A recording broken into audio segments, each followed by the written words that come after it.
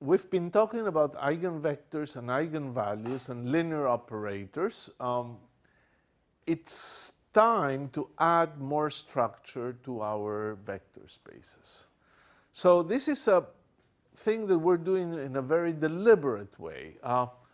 We introduced our vector spaces and we put just absolutely the minimal amount of structure. The addition of vectors, multiplication of vectors by numbers. With that, you could talk about linear operators, we could talk about matrix representations, we could talk about eigenvalues, eigenvectors, invariant subspaces, all kinds of very interesting properties.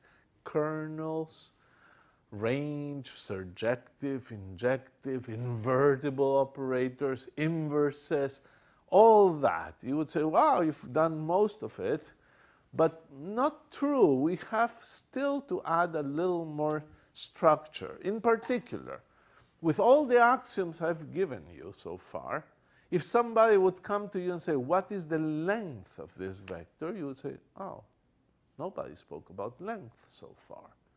So we're going to try to see what are the structures that allow you to talk about length and why would you be interested in using those structures. In fact, that structure, which is called an inner product, is a very interesting structure and allows you to talk about lengths, to talk about norms of vectors, and then, moreover, it allows you to define all kinds of new operations that give rise to what are called adjoint operators, with which you can define what operator is Hermitian, is unitary, projection, orthogonal projection operators, orthogonal spaces, all kinds of very useful stuff. So this is the time where we add a bit more structure to the complex vector spaces, and it will be a very good thing to do. So we're talking about inner products, therefore. Inner products. So it all begins with this attempt to define length. So we're going to talk about this thing for real vector spaces first, because this is the case that you all have seen before. The complex vector space is only a little different. That difference creates that in the axioms that we will list, it creates a tremendous richness and tremendous new possibilities just by changing an axiom a little bit.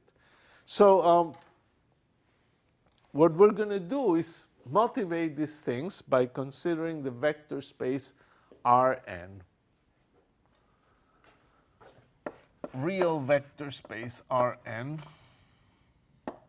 So a vector in this vector space is a collection of n real numbers, and we will denote it as, say, A. We don't put arrows on vectors unless necessary.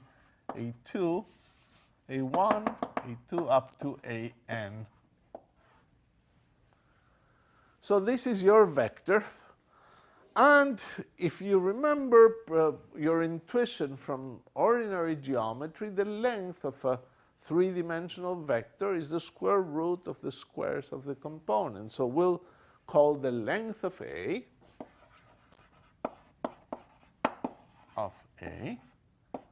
we'll call it A with some sort of absolute value. That doesn't mean absolute value of the number A, because A is a vector. It means the length of A. And therefore, it must be defined. And it's taken to be the square root of A1 squared up to An squared. So you sum the squares and take the square root. Now, people, when they saw this, they decided to invent a product, and they didn't call it an inner product, called it a dot product, and said, look, it looks to me like a nice thing we could do here. We could say that the length squared of the vector is the inner product of the vector with itself, and that thing, therefore, is going to be equal to a1 squared plus up to an squared. So this length squared is now not thought as a recipe, add the square of the first component second, but as a result of doing an operation with A with itself, squaring it in some way, in a way that is called a dot product.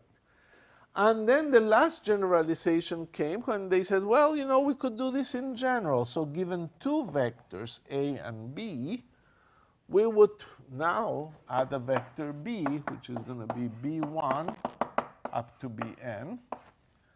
You could add and say that this is going to be A1 B1 plus A2 B2 plus A3 B3 up to An Bn. And that would be an interesting definition of a dot product. It's the definition you are familiar with.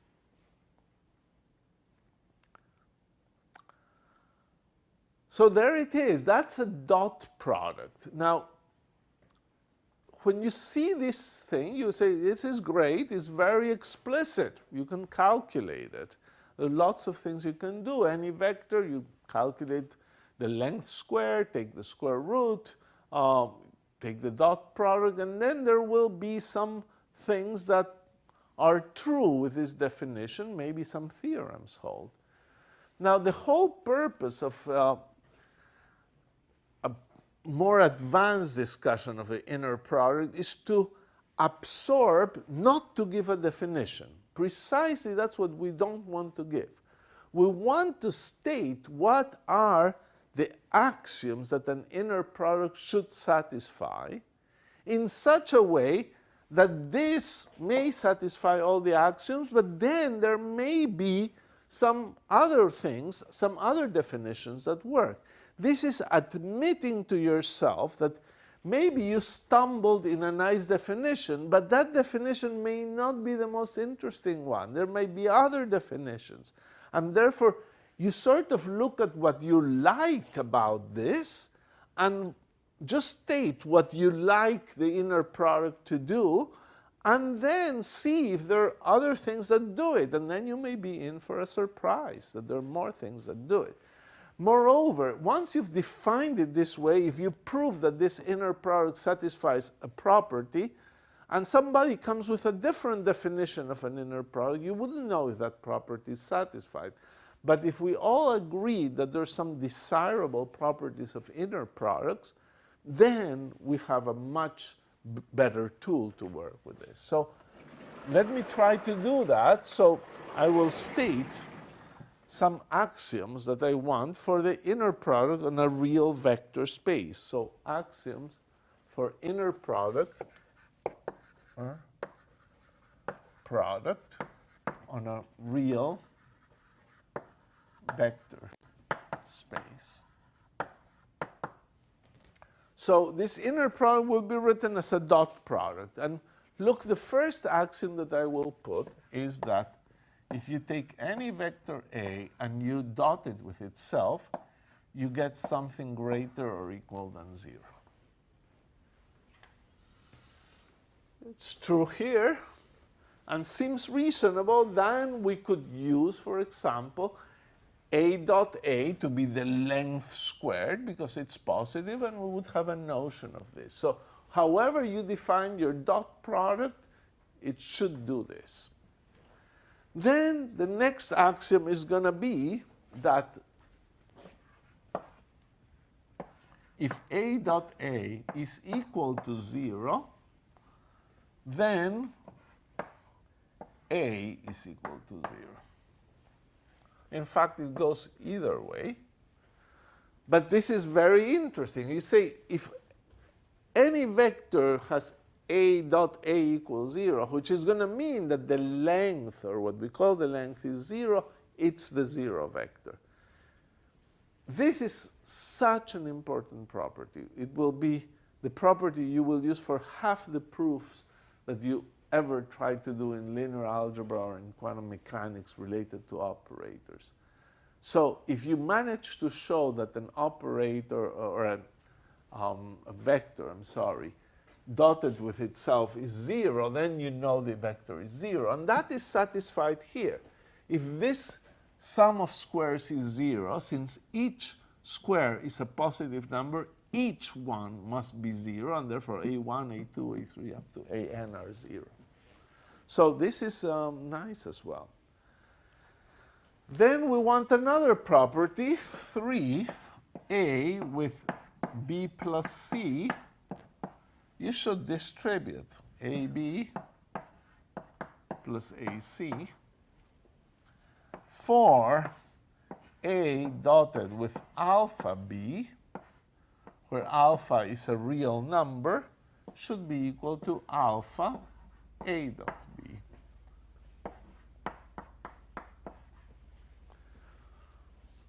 So these are things that you intuitively know and are satisfied by this definition. You want to compute the dot product of two vectors, the numbers go out. Finally, we come to one property that is very peculiar, but we'll take it to be true here. It will be changed. A dot B equal B dot A. Certainly satisfied by this.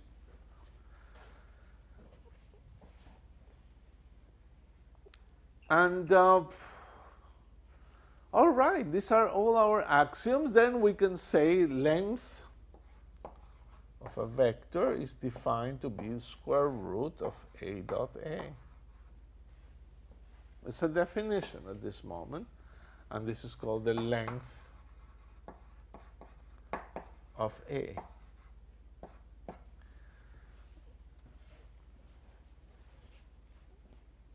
Now you could say, well, a good question would be how much does this set of conditions forces us to define the dot product this way?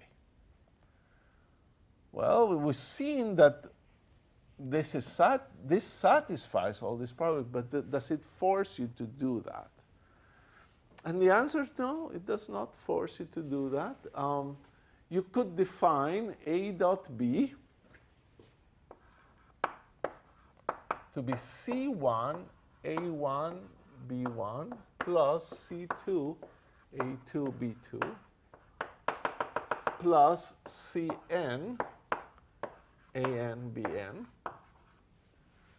And this property would work equally well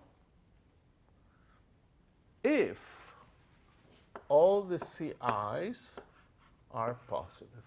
So you put 1, A1, B1, 2 times A2, B2, n with An, Bn. It would do all these properties. This will be true. This will be true. We'll distribute exactly the same way. We'll do that. So it doesn't force you to get this inner product. So you could ask, what's better about this inner product than this inner product? And there's some things that are nicer, but you may one day consider that one, and it will be a good inner product.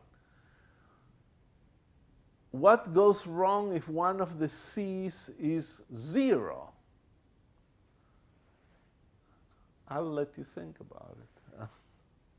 One of these axioms goes wrong if any one is 0.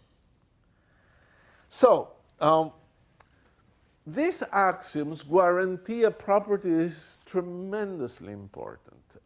It's called the Schwarz inequality. Schwarz inequality.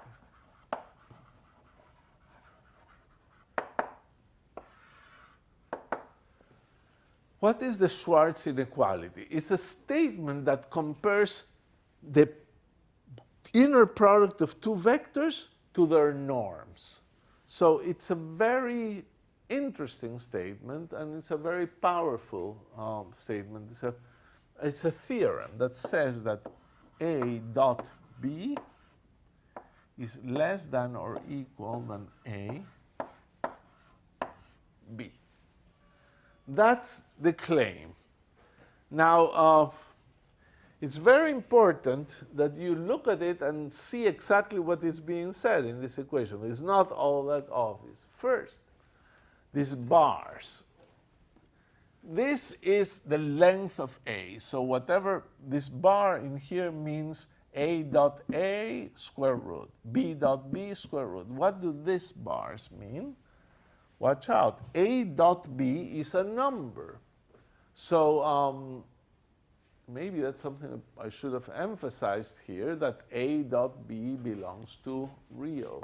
A dot B belongs to the real number when A and B belongs to this vector, real vector space. So the dot product is a number. So A dot B is a number, and here it would be the absolute value of a number. So here you have the bars can mean different things. If a bar goes for a number, then it's the absolute value. If the bar contains a vector, is the length of the vector. So here it's saying that the number A dot B, its absolute value, is smaller than the products of the lengths of the vectors. This is something that you probably have some intuition from this formula. In this formula, the way people explain this to you is that if you have two vectors, the dot product can be shown to be equal to the magnitude of the first vector times the magnitude of the second vector times the cosine of the angle in between. So in R3, for example, in R3, you know that A dot B is length of A, length of B times cosine phi. So since cosine phi is less than or equal to 1, this number, as the magnitude of this number, is less than the magnitude of A times B. And that's the statement of the Schwarz inequality. Now, you would say, therefore, oh, well, then to show the Schwarz inequality, I need to use the dot product you have. So the Schwarz inequality is probably true for this, but how about for this? What I'm going to claim is that given that the Schwarz inequality actually follows from these axioms, it will be true for any inner product you define that satisfies these axioms. In particular, this one, in which you could not write a formula like this. This formula would not be allowed. So the proof of the Schwarz inequality will be based just on these axioms.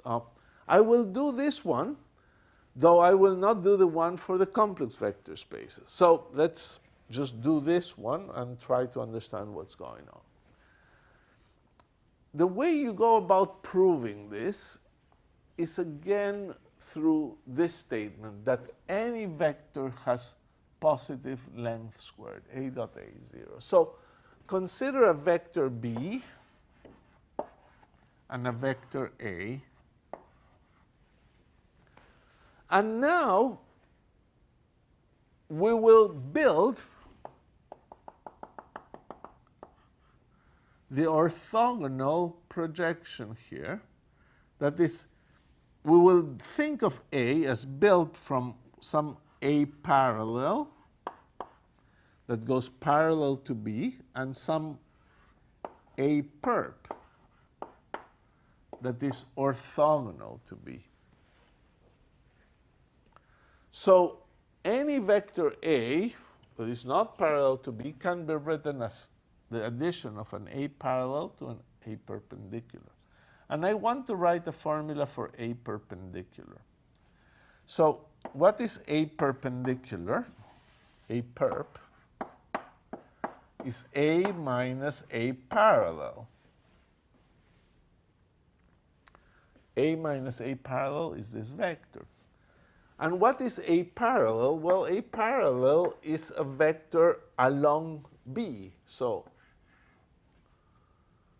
and what is its magnitude? Well, you have to get the component of A along B. Now, in 3 dimensions, you have an intuition of how you do this, but here may be a little less intuitive. But you go with the flow and say, well, what I should do, I should take the dot product of A dot B, because that gives me how much there is of A along B, and then I will divide by B dot B.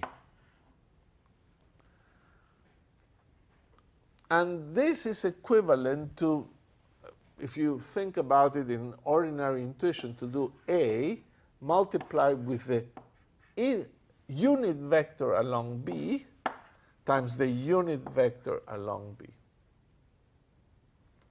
Because B dot B is the length squared. So one factor of length for this one factor of length for that one, and you're doing this intuitively, which is intuitively the component of the vector A along B. You take the dot product and you multiply by B. So as a check that this is correct, you can multiply A perp with B. How much do you get? You get A dot B, and here you get minus A dot B times B dot B over B dot B, and that's 0. So this thing is fine. That's A perp. It is perpendicular to B. We've checked that. Now, okay, this is an interesting vector, A perp. It exists. And now, the reason, you see, the reason this inequality is an inequality is because A and B form an angle. If A and B didn't form an angle, you would get an equality. Therefore, it's reasonable to think that the reason this inequality is true is because A perp is non-zero. Because A perp being non-zero means that A is not parallel to B. And therefore, we should try just to see that A perp squared, because of the first axiom, must be positive. So if we'll just compute that. So A perp dot with A perp must be positive. So how much is it? Well, A, you would have A with A. Now you would have the double product because the order doesn't matter. So imagine two factors like this. You have minus twice A dot B times another A dot B over B dot B like this. So it's the product of this times that, but a factor of 2, so A dot B squared, B dot B. And then I have this factor squared. Well, this is going to be a plus A dot B squared. And you have B with B, and B with B squared. So you will have just a B dot B in the denominator. So these two factors are actually the same. Those two summands are the same, so they can be combined. And then you get A dot A minus A dot B squared over B dot B. And this thing must be greater or equal than 0.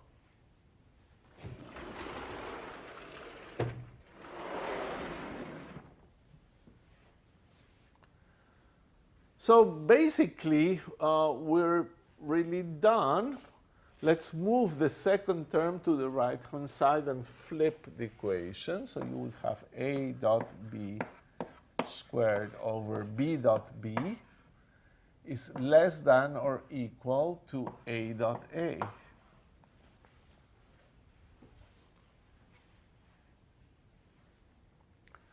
So B dot B is a positive number. That's axiom number 1.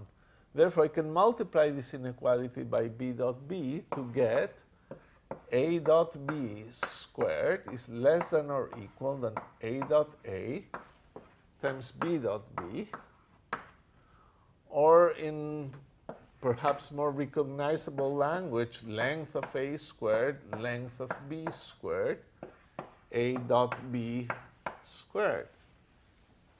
And we're there, basically. You take the square root. You can take the square root into positive numbers. These are all positive numbers, and inequality doesn't change direction. And then you put here length of A, length of B, and here you take the square root, but the positive one, and therefore you need to put the absolute value term, and there we got it, Schwarz inequality. It has been proven. The only way it would be saturated, and you always ask, when does it saturate? What it means is, when is it not an inequality, but rather an equality? And the answer is that it would saturate if this would be an equality, and that would be an equality if the vector a perp would be 0. And the vector a perp being 0 means that A is actually up to a number equal to B. So A and B are parallel. So saturation, if and only if A is some constant times B, real number. So that will saturate inequality and make the, it's a very peculiar case. In general, it is an inequality, but it may happen that for some particular vectors, the inequality becomes an equality, and that particular circumstance is only for parallel vectors. So see the lesson here. We never had to use the formula for the inner product to prove the Schwarz inequality. That's what we gain by this analysis. We've abstracted away the key properties that make something as interesting as the Schwarz inequality hold, and we never had to use this, the cosine phi or anything like that. We wrote things inspired by our intuition, but then the end result was that the Schwarz inequality is a very general thing that happens to be true whenever you have this inner product.